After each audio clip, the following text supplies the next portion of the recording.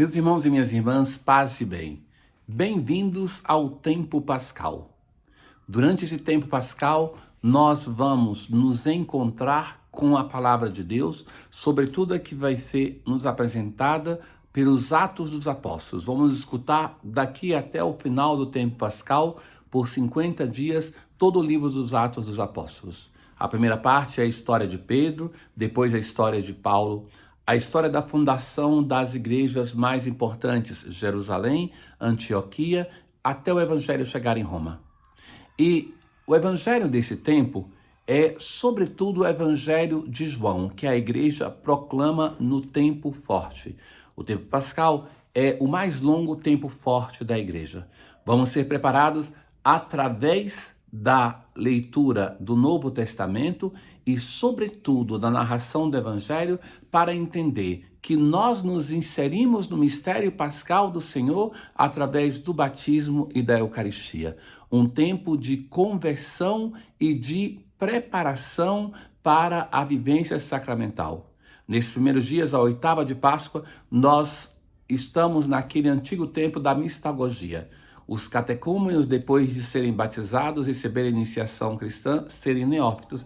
Nessa semana, eles eram inseridos através de uma explicação dos sermões naquilo que eles já vivenciaram nos ritos. Vivamos nós também esse tempo de graça. A antífona de entrada de hoje: o Senhor vos introduziu na terra onde correm leite e mel. Que sua lei esteja sempre em vossos lábios.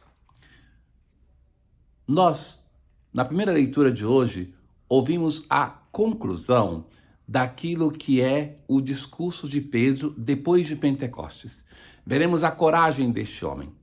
Nesses 5 discursos que os Atos dos Apóstolos colocam na boca de Pedro, nós encontramos aquele que é o anúncio da fé inicial, que chama a conversão, o querigma. Então, nós encontramos aquilo que é a síntese da nossa fé. No dia de Pentecostes, Pedro, de pé, junto com os 11 apóstolos, levantou a voz e falou assim: Homens de Israel, escutai essas palavras. Primeiramente, a apresentação de Jesus. Jesus de Nazaré foi um homem aprovado por Deus, que fez milagres, prodígios e sinais que Deus realizou. Sobretudo, este primeiro discurso vai falar que Deus é aquele que determinou a história de Jesus. Então, que Deus realiza nele milagres, prodígios e sinais. Deus determinou que Jesus fosse entregue pelas mãos dos ímpios e vós o matastes. Pedro está falando para uma grande multidão e ele vai dizer assim claramente: vós o matastes. Mas Deus ressuscitou a Jesus. A ressurreição é uma obra atribuída ao Pai. Deus ressuscita o seu Filho. E citando o Salmo que depois nós rezaremos, ele vai se referir, falando ali no cenáculo, que aqui está o túmulo de Davi.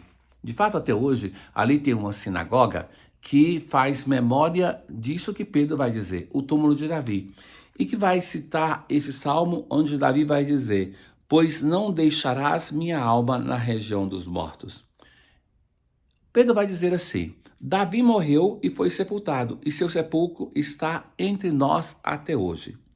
Mas que Davi falava de um de seus descendentes que ocuparia o seu trono. A ressurreição de Cristo é que Davi estava prevendo.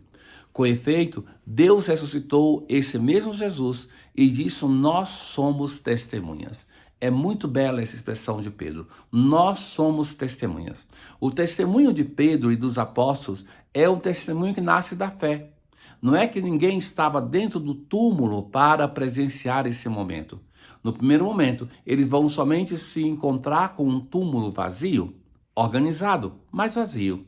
E que dali então, de uma experiência de fé, nasce então a fé na ressurreição, e eles se apresentam como testemunhas.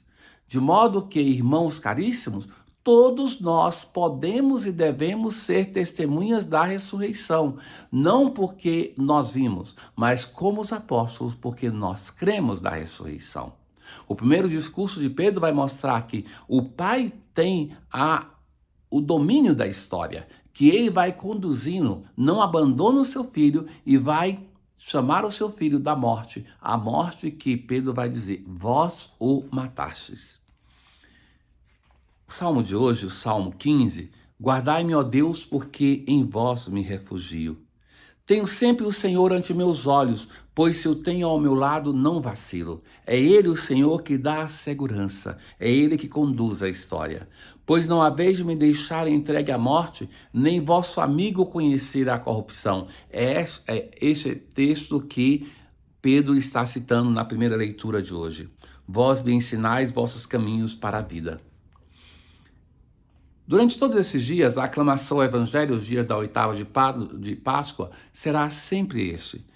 Este é o dia que o Senhor fez para nós. Alegremo-nos e nele exultemos, que é o Salmo 117, já rezado na Vigília Pascal. Porque a ressurreição é o grande dia da história que Deus fez para o seu Cristo e para cada um de nós.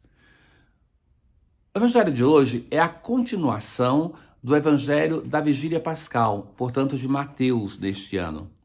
Naquele tempo, as mulheres partiram depressa do sepulcro. Elas partiram depois de receber uma missão e estavam com medo, mas correram com grande alegria.